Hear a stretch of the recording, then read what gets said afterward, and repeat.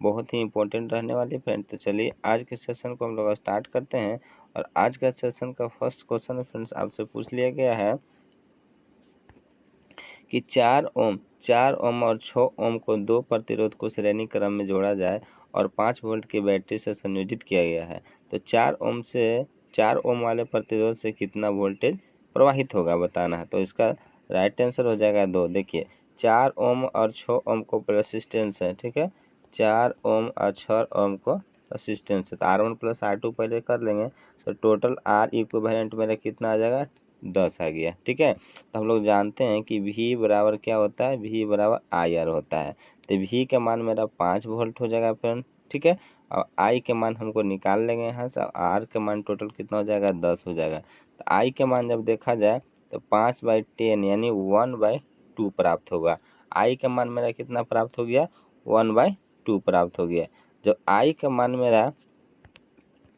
1/2 निकल चुका है और बोलता है कि 4 ओम वाले प्रतिरोध से कितना धारा निकलेगा। तो हम जानते हैं कि V बराबर क्या होता है, IR होता है। तो हमको धारा निकालना है। तो वोल्टेज तो मेरा सेम रहेगा, वोल्टेज तो मेरा कितना रहेगा, 1 मिनट, 4 ओम वाले प्रतिरोध से कितना धारा प्राप्त होगा, है ना। तो V बराबर IR। तो टोटल रेसिस्टेंस का मान मेरा कितना हो गया फ्रेंड्स, 1/2 हो गया, ठीक है। वोल्टेज निकालना है, टोटल 1/2 करेंट हो गया। टोटल रेसिस्टेंस मेरा कितना हो गया आपका, 4 हो गया, 4 है ना।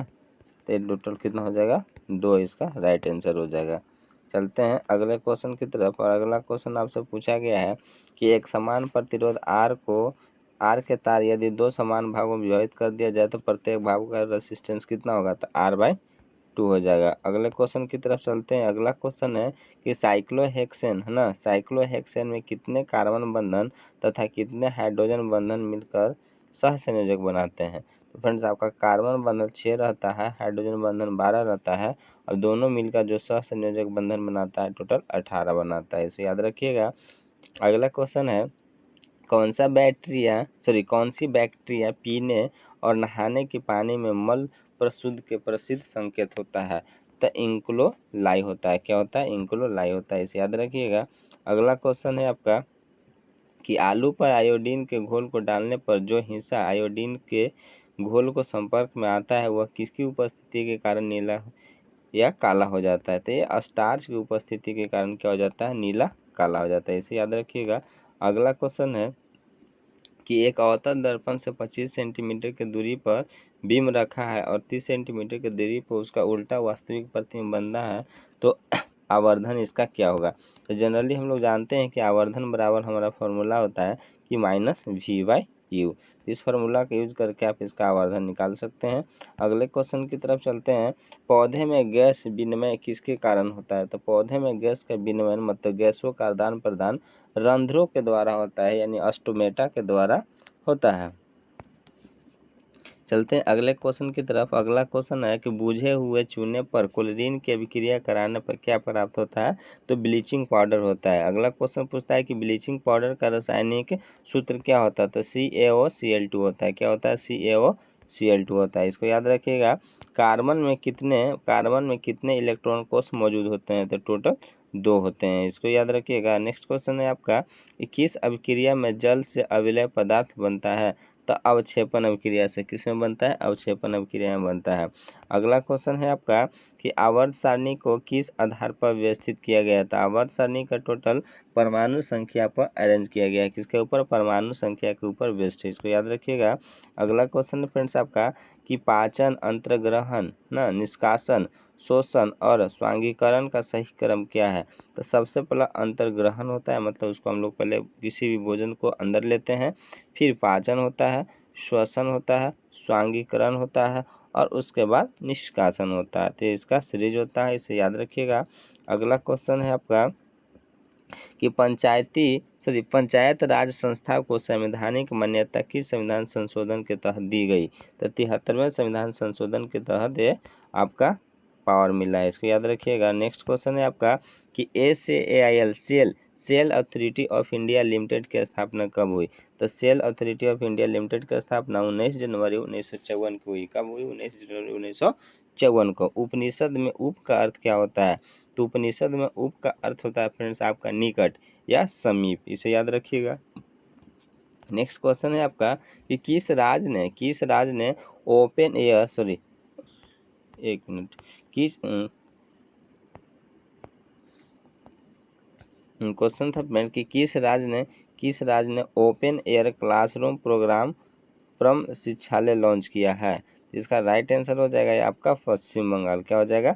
पश्चिम बंगाल इसका राइट हो जाएगा। अगला क्वेश्चन है कि दुर्लभ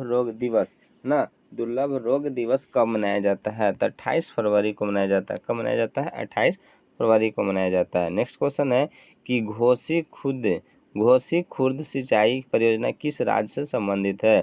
तो घोसी खुर्द सिंचाई परियोजना आपका महाराष्ट्र राज्य से संबंधित है। कहाँ से संबंधित है? महाराष्ट्र। अगला क्वेश्चन है फ्रेंड्स आपका कि संघीय मतदाता प्रणाली किसके अंतर्गत आती है? तो आपका संवैधानिक अधिकार के अंतर्गत आती है। किसके अंतर्गत आती है? संवैधानिक अंतर्गत के अनुसार। आम्र वर्षा होती है तो आम्र वर्षा आपका ग्रीष्म ऋतु में होती है। कब होती है? ग्रीष्म ऋतु में होती है। बाबा सोहन सिंह भकना किस पार्टी के प्रथम अध्यक्ष थे? तो गद्दर पार्टी के अध्यक्ष थे। किसके अध्यक्ष थे? गद्दर पार्टी के अध्यक्ष थे। अगले क्वेश्चन की तरफ चलते हैं। भारतीय संविधान कब लागू हुआ? तो भारतीय संविधान आपका 26 जनवरी 1950 को लागू हुआ। कब हुआ? 26 जनवरी 1950 को। रासायनिक अभिक्रियाओं को संतुलित करना क्यों आवश्यक हो जाता है? तो द्रव्यमान संरक्षण के नियम के लिए हमको रासायनिक अभिक्रिया को बैलेंस करना जरूरी हो जाता है फ्रेंड्स, याद रखिएगा। अगला क्वेश्चन है कि विद्युत ऊर्जा की व्यावसायिक इकाई क्या है? तो KW होता है, किलोवाट घंटा। कौन सा जानवर का लिंग आनुवांशिकी रूप से निर्धारित नहीं होता है? तो घोंघा का हम लोग निर्धारण नहीं कर सकते हैं। फ्लेमिंग के दाएं हाथ के नियमों का उपयोग किसकी दिशा ज्ञात करने के लिए किया जाता है? तो हम लोग किसी चालक में प्रेरित धारा की दिशा फाइंड आउट करने के लिए फ्लेमिंग का राइट हैंड नियम का प्रयोग करते हैं। अगला क्वेश्चन है फ्रेंड्स आपका कि ब्लीचिंग पाउडर का उपयोग किस में किया जाता है? तो ब्लीचिंग पाउडर का प्रयोग हम लोग कपड़ा उद्योग में विरंजक एजेंट में करते हैं, ठीक है, और उद्योगों में ऑक्सीकरण के रूप में करते हैं। पानी को कीटाणु रहित बनाने में भी इसका प्रयोग करते हैं, तो इसे याद रखिएगा। अगला क्वेश्चन है आपका कि कौन सा गर्भ निरोधक गर्भाशय के भीतर शुक्राणुओं को, ठीक है, फैगोसाइटोसिस यानी किल करने को दिया जाता है? तो IUD, ठीक है, IUD दिया जाता है। अगला क्वेश्चन है कि नेफ्रॉन में कौन सा पदार्थ पुनः अवशोषित हो जाता है? तो आपका ग्लूकोज होता है, अमीनो एसिड होता है, सोडियम होता है, सोडियम क्लोराइड होता है और आवश्यक लवण, ये सब पुनः अवशोषित हो जाते हैं। नेक्स्ट क्वेश्चन है कि कौन सी कोशिका अपना आकार बदल सकती है? तो WBC अपना आकार बदल सकती है। तापीय प्रतिरोध किस पर निर्भर करता है? तो चालक पदार्थ की प्रकृति और आपका उसके ताप पर निर्भर करता है, इसको याद रखिएगा। अगला क्वेश्चन है आपका कि गार्ड सेल कौन सी प्रक्रिया है? गार्ड सेल रंध्रों को खोलकर, ठीक है, रंध्र को खोलकर और बंद करके वाष्प उत्सर्जन करने की दर को नियंत्रित करता है, उसी को हम लोग गार्ड सेल कहते हैं। नेक्स्ट क्वेश्चन है आपका कि अगर किरण दर्पण के अभिलंब पर आपतित होती है तो परावर्तन कोण क्या होगा? फ्रेंड्स आपका 0 डिग्री का होगा। कितना होगा? 0 डिग्री का कोण होगा। समुद्र पानी का रंग किस प्रकाशीय घटना के कारण दिखाई